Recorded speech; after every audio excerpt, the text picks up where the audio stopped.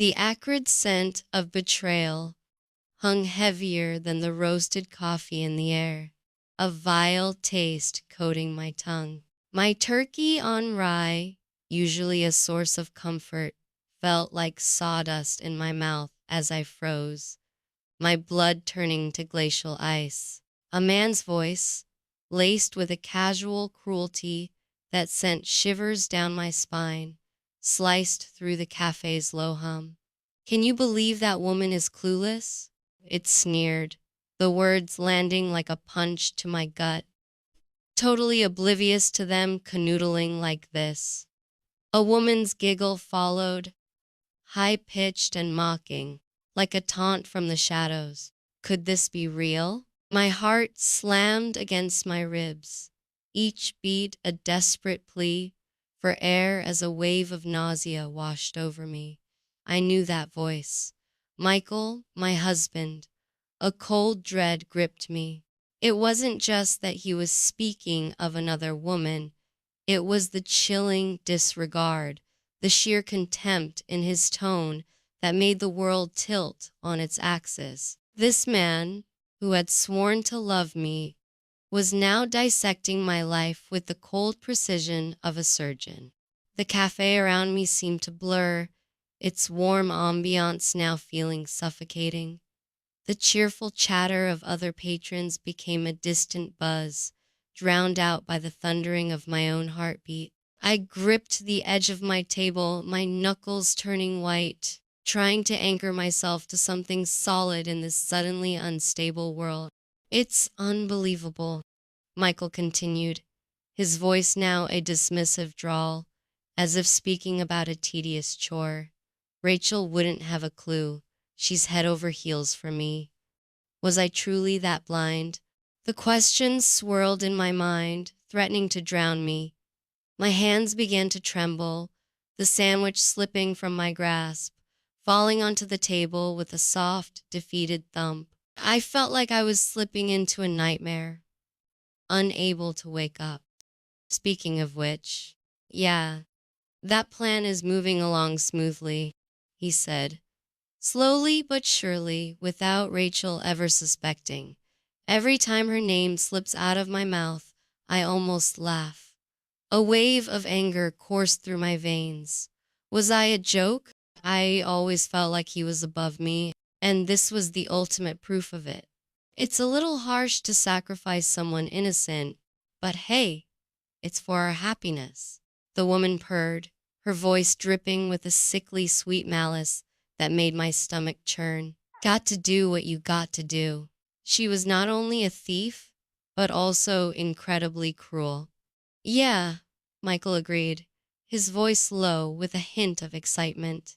"I guess Rachel can't expect us to worry about the sadness of a scorned woman, not after what she's going to lose." The words hung in the air, heavy and ominous. What did he mean by that? Through the haze of betrayal, memories flooded my mind. Our wedding day, his promises of eternal love, the countless moments we'd shared. Each memory now felt tainted, poisoned by the reality of his deception. I remembered how he'd always made me feel slightly inferior, how he dismissed my concerns with that patronizing smile of his. All those little moments of doubt I'd pushed aside, telling myself I was being paranoid, now came rushing back with crystal clarity. Sacrifice? What could they possibly take from me? My head swam, each word a new cut, drawing blood from a wound I hadn't even realized was there.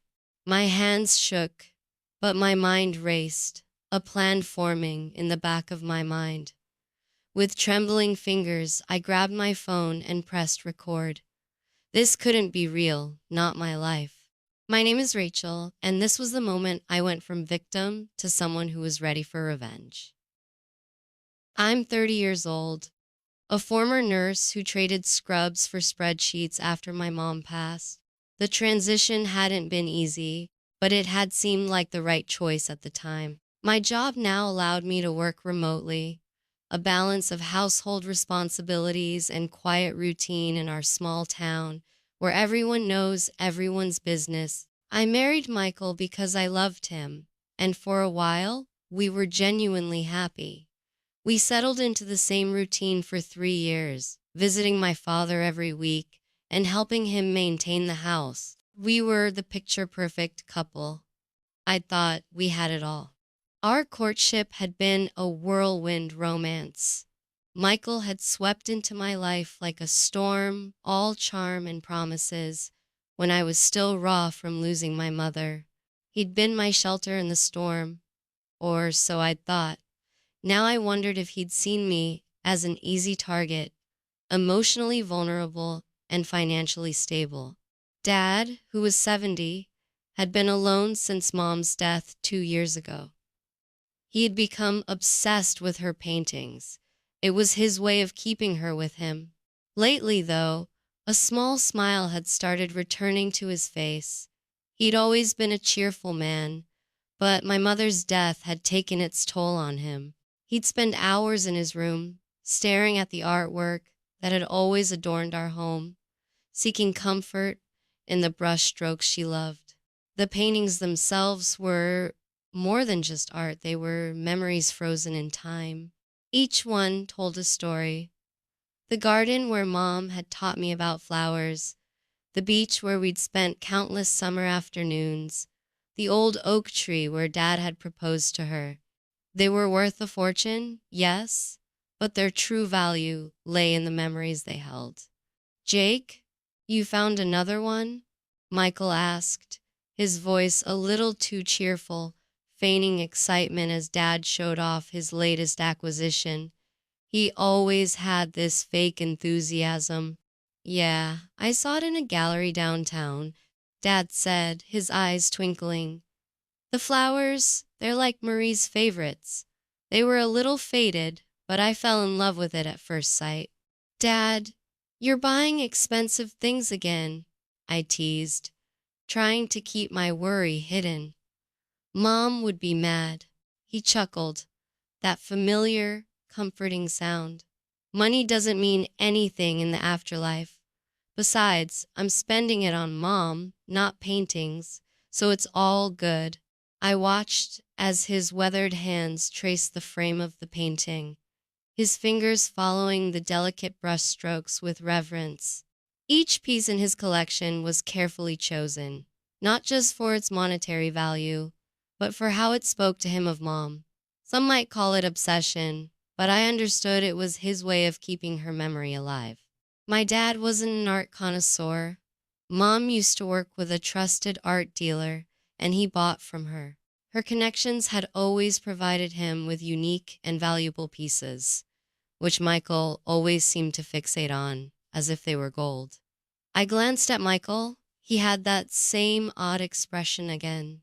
For the past month, he'd been getting this strange look whenever art came up in conversation. It was like he was fixated on something, a feeling that went beyond a hobby, a deep, almost desperate wanting that sent a chill down my spine. Looking back, I should have noticed how Michael's interest in the paintings had grown increasingly intense.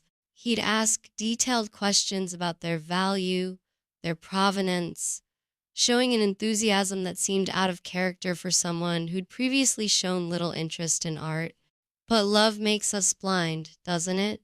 Or perhaps we choose to be blind, ignoring the warning signs that our hearts don't want to acknowledge. "Hey, over here!" A familiar, comforting voice called out.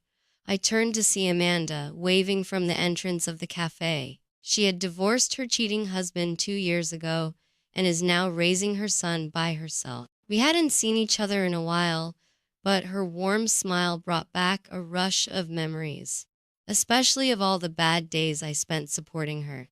Amanda had been my rock during those dark days after Mom's death. She understood loss, having gone through her own battles. Her divorce had been messy, but she'd emerged stronger, wiser, and more determined than ever. Looking at her now, confidently striding toward me in her well-worn jeans and favorite sweater, I could hardly believe she was the same broken woman who'd once cried on my shoulder. "Hey, keep it down, I'm embarrassed. People are looking, Amanda said, a playful smile on her face. One of them might be Rachel. She's always had a quick wit. We quickly moved to greet each other, both of us relieved to see a familiar face. We headed to the same cozy cafe where we had spent countless hours dissecting Amanda's failed marriage. The inside was just as I remembered, the warm scent of coffee and the familiar worn wood. We sat down at our usual booth, and Amanda ordered a cheeseburger, like old times. "I'll have a cheeseburger too," I said, feeling a small flicker of warmth in the cold pit of my stomach. The familiar setting brought back memories of all the times we'd sat here before, celebrating victories, mourning losses, planning futures. This place had been our sanctuary, a safe haven where we could be completely honest with each other. The irony wasn't lost on me that it would become the stage for another betrayal. We were talking about old times, about all our firsts and missteps, when a man's voice called out, "Excuse me." My world froze. It was Michael, the same way it was when I heard him at the table behind me. It sounded like the waiter was headed to the table behind us. I could hear a woman giggling occasionally. I tried to keep up with Amanda's story, but my ears strained to catch snippets of the conversation behind us. Trying to make sense of the lie, my body felt numb, my limbs heavy. Amanda noticed my change. "Hey, isn't Michael the same name as Rachel's husband?" "Yeah," I said, my stomach twisting into knots. "And Jessica, too. She's a coworker. She has been to our place a few times. Michael would drive her to the train station, saying it wasn't safe for a girl to be alone." The words felt foreign coming out of my mouth. Jessica had always been popular with the male employees. There were always rumors about her. I remembered Jessica now, tall, confident, always perfectly put together. She'd come to our house for dinner once, praising my cooking with what I now realized was false enthusiasm. I'd even felt sorry for her, thinking she must be lonely in a new city. The memory made bile rise in my throat. Amanda abruptly pulled her phone out of her bag and opened the recording app. She placed it next to her half-eaten burger, her eyes narrowed in suspicion. "You're a lifesaver," she mouthed. Using facial cues, Amanda pressed the record button as I watched, a sick feeling growing in my chest. I felt like a fool. It didn't take long for our suspicions to become certainties. Words of affection, occasional kissing sounds, and laughter at Rachel being so oblivious echoed from behind us. The laughter was a knife twisting in my heart. "Rachel," Amanda said softly, wiping water droplets from my clenched fist. I snapped out of my daze when I heard Michael laugh again. Without a word, I stood and left the cafe, Amanda right behind me. We ended up sitting on a park bench, the setting sun casting long shadows around us. The park was quiet, save for the distant laughter of children and the rustle of leaves in the evening breeze. It seemed surreal that the world could continue so normally while mine was crumbling. Amanda sat beside me, a solid presence in my suddenly unstable world. "You know," I said, breaking the heavy silence, "I was planning to talk to you about Michael today. I needed your advice. I had this feeling something wasn't right." I let out a bitter laugh. "I guess I don't need to explain anything now." Who would have thought we'd get not one, but two recordings of his betrayal? "Wait, what? You have another recording?" Amanda's eyes widened in surprise. "Those idiots really think they're invincible, don't they? Acting like they'd never get caught." She shook her head in disbelief. "They're so wrapped up in their little affair, they don't even notice who's around them, just like my ex." Amanda squeezed my hand, her touch grounding me in reality. "Life has a way of revealing the truth when we need it most," she said softly. just like it did for me 2 years ago. "Hey, Amanda, can I hear the recording?" I whispered, my voice thick with emotion. After the recording finished, I took a few deep breaths, trying to regain control. "I'm going to enjoy being single," I said, forcing a smile at Amanda, feeling completely and utterly betrayed. After saying goodbye to Amanda, I replayed the recording of Michael and Jessica's conversation. Besides their nauseating sweet talk, something Jessica said bothered me. "I have everything ready for you, as Michael told me to." Rachel is so oblivious, just like her dad. The words echoed in my mind, taking on a more sinister meaning with each repetition. This wasn't just about an affair. There was something more calculated, more malicious at play. The mention of my father sent a chill down my spine that had nothing to do with the evening air. I didn't understand what it meant, but a cold dread settled in my stomach. Dad was in danger. His paintings were his pride and joy, but they had become a target. I felt a surge of protectiveness. I wouldn't let anyone take them from him. The drive to my father's house was a blur of anxiety and anger. Each mile seemed to bring new revelations as pieces of the puzzle started falling into place. Michael's sudden interest in the paintings, his questions about their value, his insistence on helping Dad with household maintenance, it all made a terrible kind of sense now. I went straight to his house instead of going home. Dad was surprised by my visit, but after looking at my face silently, his eyes filled with worry. He seemed to understand something. He patted my head like he would a child. "It's okay," he said, his voice filled with a knowing sadness. "I'm on Rachel's side. Mom's with me too." The simple statement broke something inside me. Tears welled up, and I buried my face in his chest, sobbing like a little girl. After I calmed down, I told him everything. I learned something unexpected. Michael had been calling Dad directly for the past month, mostly about his paintings. The greed in his voice was always disguised as interest, but I could now clearly see what he was after. Dad's face grew serious as he shared his own observations. "I thought it was strange," he said, his voice thoughtful. He kept asking about the certificates of authenticity, about Mom's old contacts in the art world. I just assumed he was trying to show interest in the family history. Just recently, when I was with Dad, Michael had apparently asked about the price of a few paintings while I was away. I reached for my phone to call Amanda and hear the recording again, but it started ringing. It was Amanda. "Hi, Amanda. Thanks for everything today. And could I listen to the recording again?" My voice shook slightly, not from sadness, but from pure fury. "Hey," Amanda said, her voice tight. "Michael and that woman, Jessica, might be trying to sell your dad's paintings." "What? What's going on?" I said, my voice shaking with rage. "Tell me slowly," I demanded, my heart pounding. After we parted ways, Amanda had returned to the cafe, but they were already gone. She searched for them and saw them enter a store, holding hands. After a while, they came out with a painting.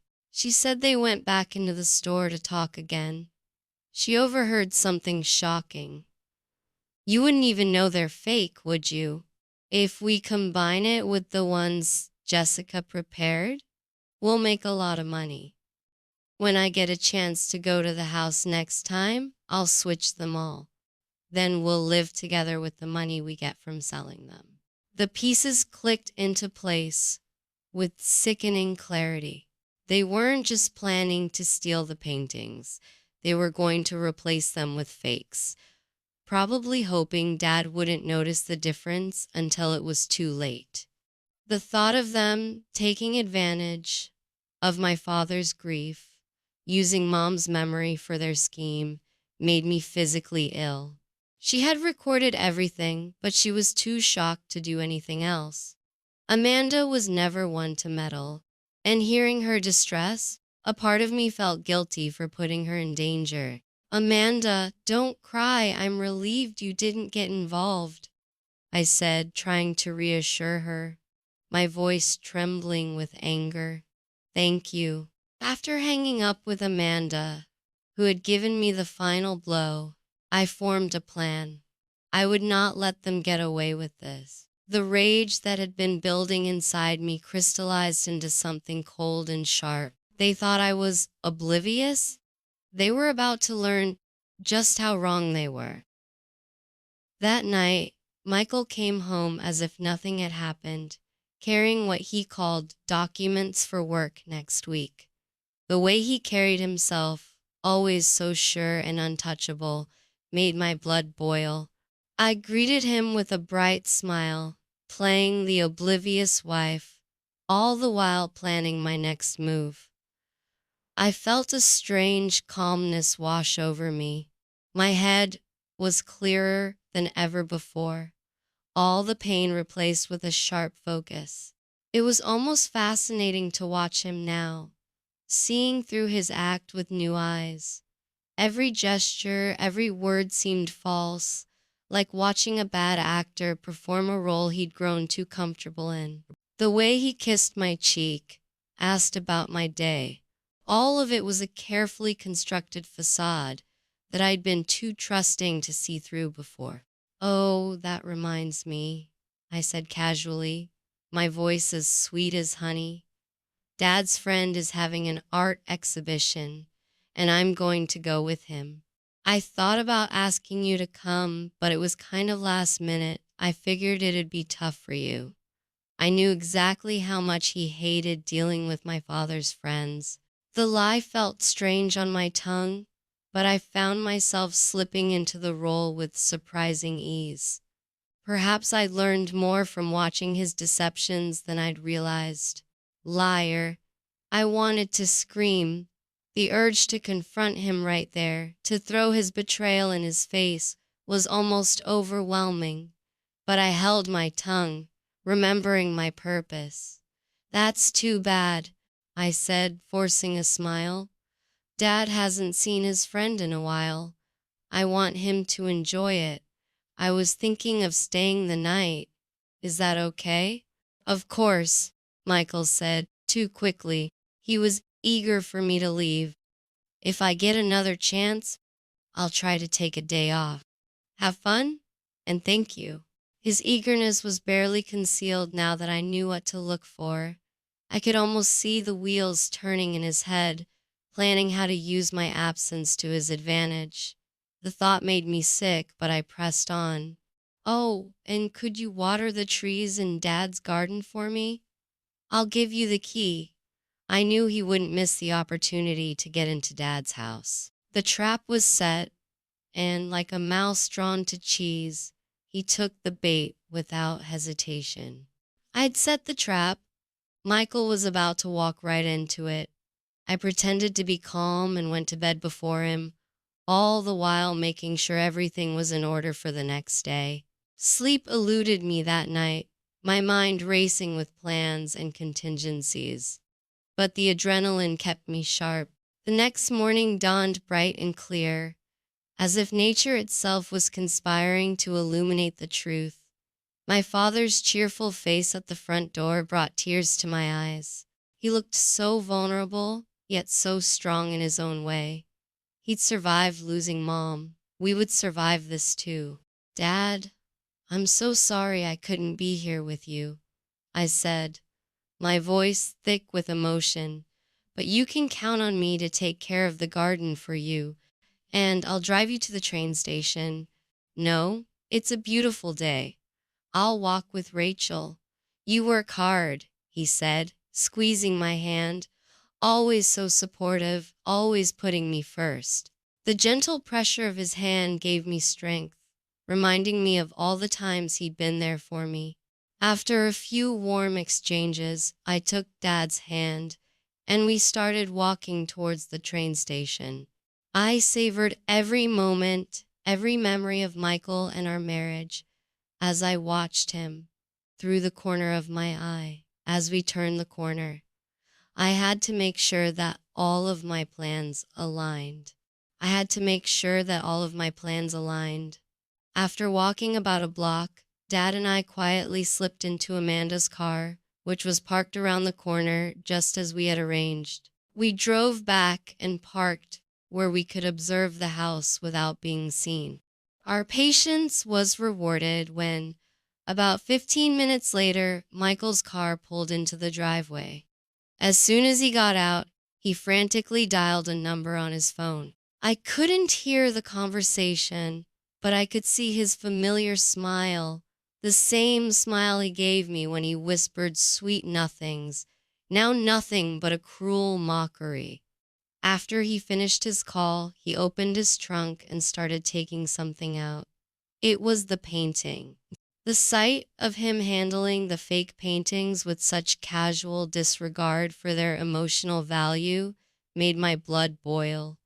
Each movement was calculated, efficient. This wasn't his first time planning something like this. Dad and I exchanged a look. "Don't worry," I whispered. "I'll get the proof." My phone, set up by Dad, was ready to capture their actions. While Michael was going back and forth between the car and the house, Jessica came running from around the corner, carrying another fake painting. They didn't waste any time before embracing and going back to the house. I felt a cold fury. I felt like I was thrown into a dark world. "Let's go, Dad," I said, my voice cold. "I caused you so much grief. I won't let them ruin my happiness anymore." Even though it was my dad's familiar home, something dark and twisted awaited me behind the front door. I took a deep breath, trying to control my emotions as I gently opened the door. A pair of flashy high heels were carelessly discarded at the entrance. The scent of cheap perfume and infidelity filled the air. The sounds of their intimacy echoed through the house. This was the moment, the culmination of their betrayal and my revenge. With steady hands, I took out my phone and started recording as I opened the door. Jessica's scream echoed throughout the house. "Rachel, why?" Her voice trembled. She quickly covered herself with a sheet, but there they were, naked and caught in the act.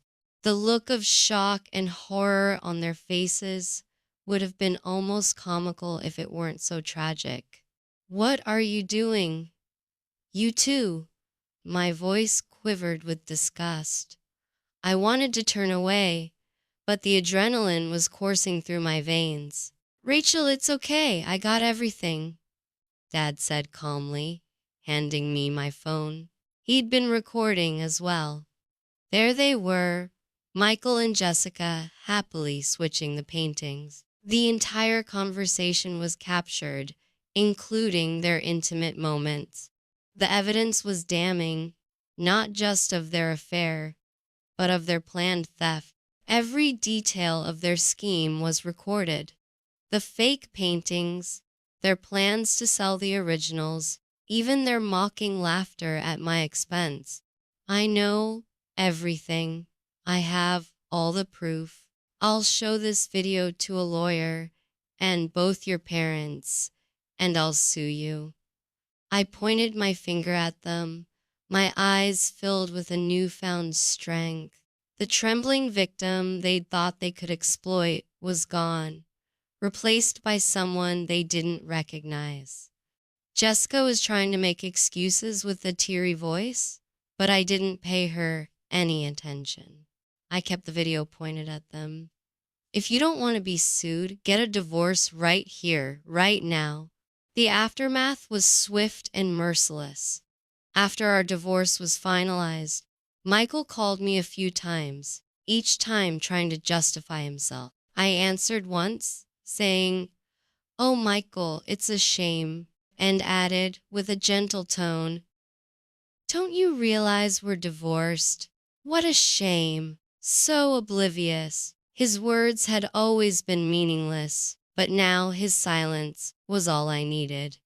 I didn't show the videos to their parents as evidence, but I told them everything. Their reactions were far from loving. They blamed each other. Jessica lost her temper and stormed to Dad's house, yelling and causing a big scene in our quiet neighborhood. The neighbors came out to see what was going on. She ended up making a complete fool of herself and left, leaving a wave of scandal behind her. The drama didn't end there. She went to Michael's company, claiming it was all his fault, and caused a huge scene. Everyone in the company found out about the affair, and Michael became the object of scorn from his colleague. Later, I learned that Michael and Jessica had taken out loans and spent recklessly, expecting to get rich from the sale of the paintings. They never got the money and ended up in debt. They couldn't afford to pay me alimony. Their relationship ended quickly, and they moved away, leaving behind a trail of ruined reputations and broken promises. As for me, I decided to move in with Dad to take care of him and his paintings. The small town was where my life began, and I found solace there. The community that had witnessed my humiliation now became my support system, offering quiet understanding and steady friendship. "Dad, you're grinning again," I said. He was looking at the children's thank you letters and his paintings, which were displayed next to his treasured artwork. Dad decided to keep only a few of his most precious paintings and give the rest to a friend who happened to be someone I worked with at the hospital. In exchange for the paintings, the kids in the pediatric ward sent Dad thank you letters that he considered his greatest treasures. He was not completely honest, but he did it for me, and I would forever be grateful for that. The healing process was slow but steady. Each day brought new challenges, but also new opportunities for growth. I found myself rediscovering who I was without Michael's influence, learning to trust my instincts again. Life had started to settle down.